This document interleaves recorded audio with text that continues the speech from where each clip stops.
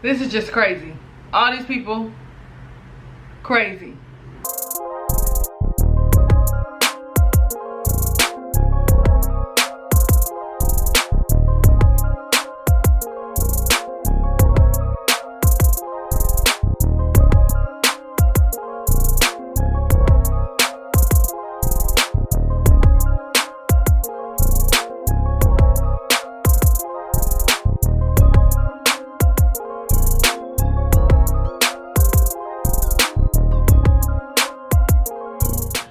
How you doing, Ray of Sunshines? I am your girl Talisa Rae, lifestyle coach, and we are reviewing Love After Lockup season number 3, episode number 6, A Gamble in the Desert. Let's talk about Destiny and Shine.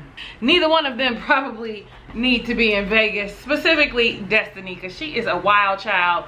Honey, Shine is not going to ever be able to like tame her like a firework, like firecracker, like, and I don't mean tame, I mean like help her be normal. Like, she's a wild child, so she's going to want to do it on her own. So she's never been on a plane. She's never been in the airport because of course she's never been in a plane. What is she, 26 years old? We find out that Shine gets a new place for Destiny. It's a nice little house. Okay, it's cute. He wants her to be able to decorate it. I'm all like, oh, okay. He's all like, let's go to the bedroom. She's like, this is where the magic happens, because that's where the magic happens. I'm all like, Lord, is that all you got to offer? I guess as of right now, that is, right? Nevertheless, you know, he's got her some clothes and stuff. Honey, she wants to go party. Never been to Vegas. She wants to go out. He's all like, let's stay in the house. Let's take things slow. I thought we'd stay in. I got some people coming over and we can hang out at home, and then, you know, maybe another day. And she's all like, no, is this about me or you? And I want to go out. And I'm all like, oh God, this is not looking good at all. Something bit me, y'all, so I'm just scratching my leg, okay? So Hector and his wife comes over, Veronica. You know, and they meet Destiny. Destiny is Destiny, okay? Wild off the top, curses like a sailor, has no like decorum about her, does not care one way or the other about what, you know, his friends have to think or say. Like, why would she? She's already got him. Like, hello, somebody. And then when she finds out that Vegas is like the party place, like it's 24 hours fun, partying, drinking, anything you want to do, no hold bar, she's all like, what? You could drink 24 hours? This is a problem. This is what happens when you meet somebody on some weirdo sites, like Veronica said, and you have no clue about anything about these people or what they doing or who they are. Yeah. So they get in the car, honey. Hector, Veronica, Shine, and Destiny, so they can go out on the strip and eat and have drinks. You know, she was like, I want Shine to cook for me and everything, but it's my first night in Vegas. I want to go out. Hector is, listen, Hector is just egging her on. You have to know when somebody is really just making a fool of you, and that is exactly what Hector is doing. Like, Hector is just like poking the bear. Like, let's see how far we can go. Like, literally, he is making fun of her and she has no clue. When he's all like, I just want to get drunk and twerk. And she was like, me too? That's the fuck I'm talking about. Me too? Like, every other word is a curse word. Like, she has no regard. You could tell Veronica, she said in her little like confessional on the side, she seems like a nice girl for now. You could tell Veronica don't like her. You could tell Veronica feels like Shine could do better.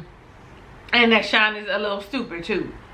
In the bar, honey, she wants strong drinks and money to play the slots, or yeah, they're not really slots, it's like the card games right there, or bingo or some shit right there. If you've ever been to Vegas, that's normally what's sitting at the bar. I can't think of what else it's called. Excuse me, y'all, I'm sorry. That's why this is late. Like, I've been having a rough weekend just trying to get this whole thing to y'all, but we here now. So as they sitting there, Hector is all like, how many girlfriends have you had? Child. She says none, and then mouths like, shut the fuck up, to Hector like they her friends. You know what I'm saying? No. Hector is Sean's friend, he gonna tell everything. And Veronica was like, you haven't? And she was like, no. Then the confessional child, she, she says she's a little sexually liberated. Of course, we already know that she likes to be with women, but she said she was a trisexual. That means I'm willing to try anything. If it makes my heart between my legs jump, I'm all for it. If I'm excited about it, I'm all for it. So I'm all like, all right, Destiny, Lord help us all. Sean is in for a wild ride. And then she talks about, she wants to be normal, eventually wants to be normal and get a bank account. Like, that is what normal people do. We get bank accounts. She don't have one yet. She ain't never held one. She probably ain't never even held a job before. Never had her own place. Never drove a car. Like, they asked her about a list. You got a list? He was talking about a list of things that you want to do. She said, yeah, I got a list that I gave him. I want a car. I want some clothes. Like, I'm with Veronica. She just want him for his money. And if he's stupid enough to give it to her, then oh well. Like, that's, oh well. What we gonna do? Who are we to say anything if he's stupid enough to do it and she's clever and crafty enough and manipulative enough to get it? Hello. Lord, let's talk about Tyrese and Shonda. I just knew Shonda wasn't coming out. I just knew she was a facade. She had tricked him. Honey, he out there waiting. Shonda calls him on the phone and says the bus went the other way and took her to the bus stop. You know why? Because they knew she had to get on the bus. So she had to get on the bus, on the van, to take her to the bus station so she can get to the halfway house over in Kansas. He goes to meet her, excited about it and stuff. And when he gets there and he sees her, he's happy. She smiles, and in her confessional, they ask her about that blue suit, and she chuckles and says, I don't know what to think about that suit. That it's a hot mess, that it's a train wreck, that it is showing his age, that he is stuck in the 80s, early 90s. And even then, I don't know nobody that was wearing no cobalt blue suits with no black shirts and no blue ties. And what color shoes did he have on? Were they cobalt blue too, or was they black? Nevertheless, it's too much. So he comes in with a little suitcase and tells her to go give her a little kiss or whatever, tells her to go change her clothes and, put on some regular clothes, go change your clothes. For what? We only gonna be around for a little bit. Let me stay in my prison grays, okay, with my, my thermos on and my sweats until I get to where I'm going. He got a nice little cute jacket and some jeans and a t-shirt. Like, I'm all like, okay, that was nice. She got a little French braids to the side and curls in her hair, and I was like, ooh, look at that, look at that, look at that. She had the black girls braid her hair up, okay? She did. She said, I will meet my black boyfriend for the first time. Make me more urban. She talks about, how she hopes that it translates what happened, their relationship in prison translates in real life. At least she's smart enough to know that, hey, there's a possibility that this is not going to be the same. I mean, especially when you seeing other people in there. I mean, that's what she was doing. Like, I feel like the mosquitoes is just biting out here. And I'm in the house. Like, did they get in? Because she said it was, it's nice to have someone supporting you when you're locked down. It's even nicer when it's more than one person. Shonda's a player, okay? Like the rest of them. They're saying exactly what they want to get the things that they need. Just like the fellas, the ladies are probably worse because we, know what to say. Okay, Big Daddy, we know what to say, okay? Listen, we know how to prey on you just like they do. Us. Don't get it twisted. I also was like, he seems like such a creeper to me, the way he looking at her and stuff. Like, he seems like he was like, okay, she's of age or whatever, but he seems like he was definitely like a pedophile cruising the high schools. You know what I'm saying? Like, he just seems creepy, and that's why he don't have nobody in his own age bracket. Y'all let me know if you agree with me down below in the comments. It just seemed real weaselly and snakish and just creepish, like pervish, like the way he was looking at her. And she was child. And then she looked older than 26 to me. She don't look like she looks like she's had a rough life, like she doesn't age well. So there's that. Okay, there's that. Now, when they showed the picture that he gave her in prison, I was like, oh, okay, he does got a body. Like, I knew he had a body. If only he could not be like slimy, right, and dress right, and you know, like, yeah. She talks about how she ended up in this place. Her dad was arrested when she was young for methamphetamine, a meth lab, and the mother died, drunk herself to death. So she was pretty much in the streets. Went to jail for the first time, I think it said at 14. You know, listen, he's in for a rude awakening too, because she lets it be known that she was talking to 8 or 9 guys while she was in there. Honey, she needed some help. And guess what? Tyrese happened to be the biggest fool. I'ma stick with him. They asked her, well, you know, did you stop talking to them when you started talking to Tyrese? She kind of avoided the question, and she was like, yeah, well, you know, we still friends and everything. She wants him for his money. You know, though she said that, you know, he gave her things to look forward to, and that he was kind and he was nice. That might be her first choice, but, you know, truth be told, she 26. That's her daddy if she was black. Okay, let's talk Christiana and John. Okay, last time we saw them, they had gotten themselves hitched. Okay, did the Native American wedding, was running late to the halfway house. She made it back to the halfway house. Well, after dropping her off, he decided, let me call her mom, Tammy, since I'm in the area. You know, I'd like to meet her and take her to lunch. You know, when Tammy comes out, like, Tammy's on her oxygen. Tammy must have, you know, been a smoker or something, the way her voice sounds. She had to have been a smoker. You know, and I hate to be this shallow, she doesn't look how I thought she would look. Like, and consider who her daughter is, I wasn't expecting how she looks.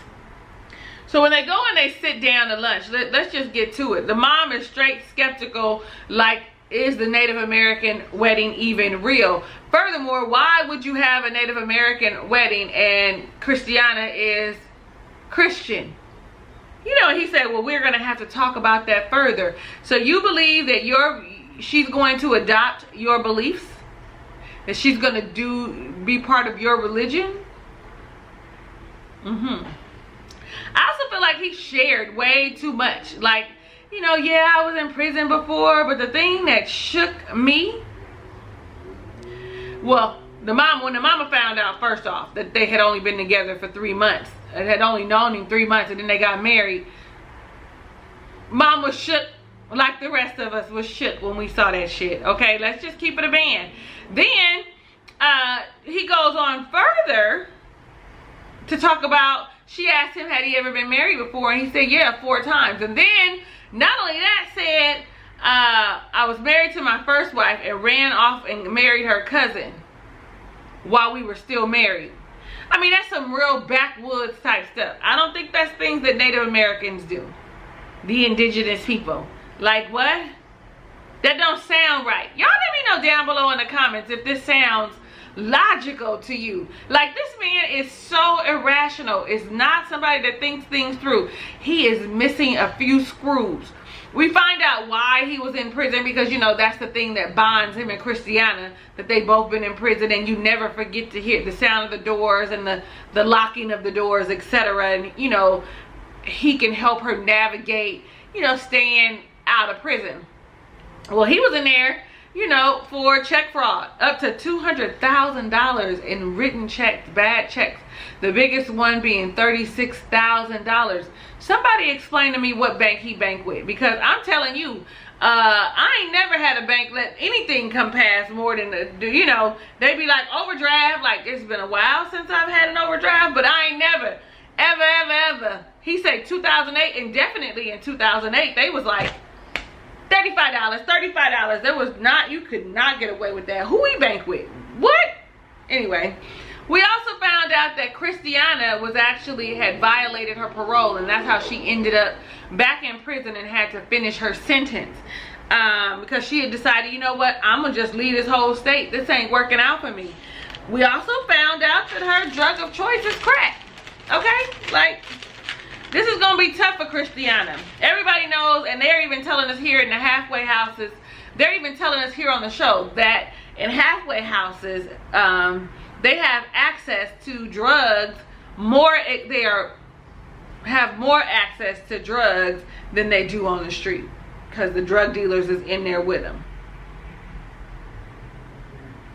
All right, let's talk Jessica and Maurice. Now listen, this couple right here, Jessica, I believe, is the older of the two of them, but she is manipulated by him, and that penis that he got, that old black dick is God to her, because I cannot see how she could not talk him into doing what was right. Like, the possibility of violating your parole and having to go back to prison, having 3 strikes hit you, like, that doesn't bother you any, Maurice? First off, when they went to go eat, he was staring at the waitress, child. I know Jessica wanted to say something, but she was probably scared. He been in prison for a long ass time. What was it I told y'all? 9 years? A long time. So he married you in there and has no time to like adjust to. He's only 20-something years old. So yeah, the sweet meat. Look at her. She pretty. Married or not. And okay, hold on. They end up getting into it, you know. He asks her, you know, you gonna go back to Vegas? And she's like, I don't want to be without you. You know, I don't want to leave you. I want to be by your side. So when she says that, that prompts him, because it sounded like he was going to stay there and let her go on to Vegas. But I think too, part of it was like he saw how she was looking at the waitress and thought, if I leave him here, what's going to happen? He going to get all the bitches. Anyway, so I also feel like it prompted him to be like, fuck it. Fuck parole. Fuck jail. Let's go to Vegas. I'm going to Vegas. Like, you are visibly uncomfortable to him. He says it to you. You've been telling us in the confessional, but lie to him like you okay with the living situation that y'all got going on, when that ain't even the truth. You uncomfortable, and you should have said, I'm uncomfortable. This isn't working for me. But you didn't. So now he's doing what he thinks a man is supposed to do and say, you know what, we going to Vegas. I'm going to just go ahead and violate my parole. It's going to be fine. They ain't going to never find out.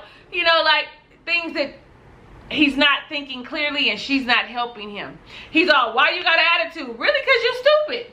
And I'm stupid with you. That's really what should have been said, child. Because both of y'all look real crazy to me. Like, what? Now, my hope is that, of course, he doesn't get violated. That he goes and he's able to visit and get his ass back into California before he has to meet with his parole officer. But I heard her telling, y'all heard her too, if you get violated, I'm not doing no more prison time. Because that means you'll end up being there possibly 20 years. I'm not doing any more prison time with you. I've done 9 years. Well, 4 years, you've been there for 9. I'm not doing no more. And just so you know, in California, lifers don't get conjugal visits. Married or not, they don't get no conjugal visits. Now, I do know people who do leave the state and stuff when they're on parole, right? As long as they get back in time to see their parole officer. I know people who have done that. But is that a wise decision? Y'all let me know down below in the comments if you think that's a wise decision for Maurice to take his ass to Vegas because he wants to meet her mom and dad, and he's excited, and she lies and say they excited too. Nah, they don't want to meet your black ass, okay? They want to say your black felonious ass, okay? Like, they wanted something better for their little daughter, their little lily white daughter with blonde hair. I'm gonna keep it a band. Y'all seen it. They was on the TV screen. They couldn't say what they wanted to say. That is not what they wanted for their daughter. Well, they drive on down there, child. She pretend like she gonna turn around, but we know she ain't turning around. He say, if you love me, are you with me? If you love me, you won't turn around. Like, that's the kind of manipulation, ladies, that you don't want to be privy to. Manipulation is not a tactic of love. If you love me, we'll keep going. If you love me, you'll have this threesome. If you love me, you'll rob this bank. If you love me, you'll give me $20,000. If you love me, if you love me, if you love me, please don't be bamboozled into if you love me. That is not love. That's manipulation. I'm just saying, hello. Hear me when I tell you.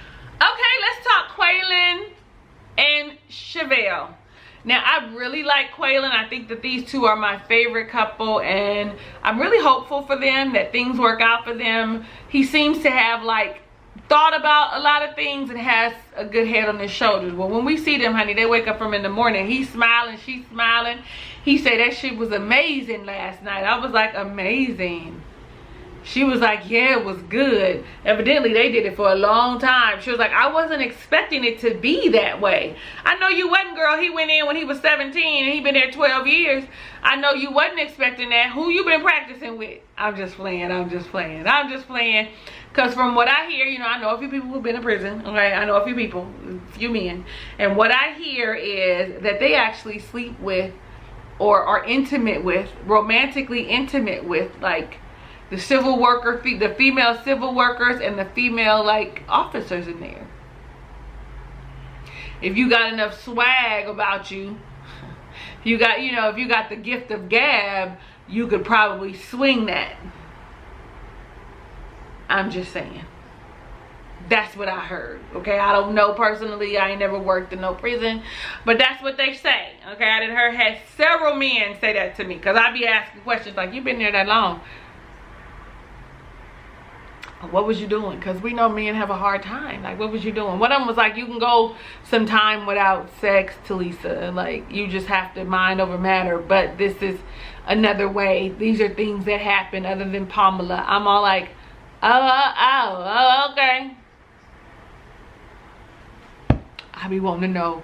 You want to know. So we asking all the questions.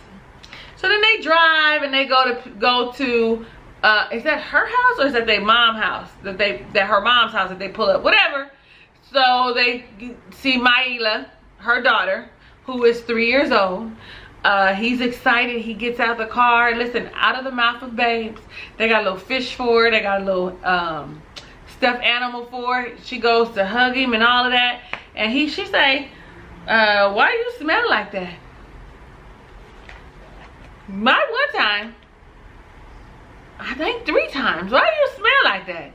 You need to take a shower. Out of the mouth of babes. I really wanted her to say what he smelled like, because they was just at the room. Is it the jacket that she smelling? What is she smelling? Why do you smell like that? His hair looks like it's freshly, you know, dreaded up. What's she smelling? Is she smelling what went on the night before? Did they not take showers? Yeah, they took a shower. What's she smelling? Somebody let me know down below in the comments. So, I don't know if it was Chevelle or him that said that they had talked about marriage and being a family, and he was really ready. It was him. He was ready to be a father figure to Maila. It's a pretty name, but I'm getting it wrong. When he goes in and he sits with Miss Julia, Miss Sheila, Miss Jill. I be all wrong with these people's names, the main characters, okay? And the mom asks, you know, hey, how you doing? Yeah, I'm adjusting, blah, blah, blah. Taking things one day at a time, trying to figure out what's next. And the mom says, so what are your plans for my daughter and my granddaughter? Emphasis on my daughter and my granddaughter. You know, this is where I say he has a good head on his shoulders, because he's like, we've got to ease our way into this day by day. You know, I really need something that's going to keep me focused. I believe that they're going to keep me focused, and me wanting to be able to provide and be a great person for me, be a great person in their lives. Like, he's speaking really well, and he's all like, you know, we just have to get to know each other and build our relationship, because talking to someone on the phone in prison and living with them every day outside of prison is entirely 2 different things. I was like, if he don't tell the truth, because in prison y'all manipulative, y'all a little deceitful, y'all saying exactly what these women need to hear, what they want to hear. You heard Chevelle say at 3 months after talking to me, he was talking about being married. Chevelle, he was trying to get conjugal visits, okay? He wasn't, I'm glad you didn't marry him in there. He was trying to get conjugal visits, baby. Honey, Chevelle said, you know, all that good stuff he was talking while he was in jail, I needed to be followed through on in real life. You know, he got 6 months to propose to me. Okay, Set your boundaries and your guidelines. But why you want to be married? Understand, you don't need to just be married to be married. You know, this man really needs to probably experience a little bit of life. You don't want to get married and then he experiences life on you. Then you heartbroken. Even, I forgot about that. You know, the mom did say, listen, if you decide to walk away, this little girl is whose heart is going to be broken. She's going to be devastated. Not to hell with my daughter. She going to bounce back. But this little 3-year-old going to be looking for you. Okay, y'all. So y'all let me know what you think about this episode. Okay, like, what's really going on? That Destiny and Sean, child. That Tyrese and Shonda, honey. These people got me all the way just like, are y'all stupid or are you dumb? Jessica and Maurice, are y'all stupid or are you dumb? Christiana and John specifically, are you stupid or are you dumb? Like, that's Sean too. Like, I'm just wondering. So the people for me who have the best possible chance is Kweilyn and Chevelle. But let's see how it turns out. I am your girl, Talisa Rae. Thank you so much for watching my review of Love After Lockup. Season number 3, episode number 6, A Gamble in the Desert. If it's your first time visiting my channel, definitely right now click the subscribe button to become a ray of sunshine. Next to that is the notification bell so that you're alerted of videos when I upload them. Lastly, because you like me and I'll know that it's real, go ahead and give this video a thumbs up. Next week we'll be back on task. Oh, maybe not with Love After Lockup because it's my birthday next Friday. So don't be thinking I'm gonna be sitting at home watching this and recording, okay? I'm not. So y'all probably get it like Monday, okay? Monday. Y'all mad or nah? Let me know down below in the comments. Hugs and kisses and lots of love. I'll catch you on the next review.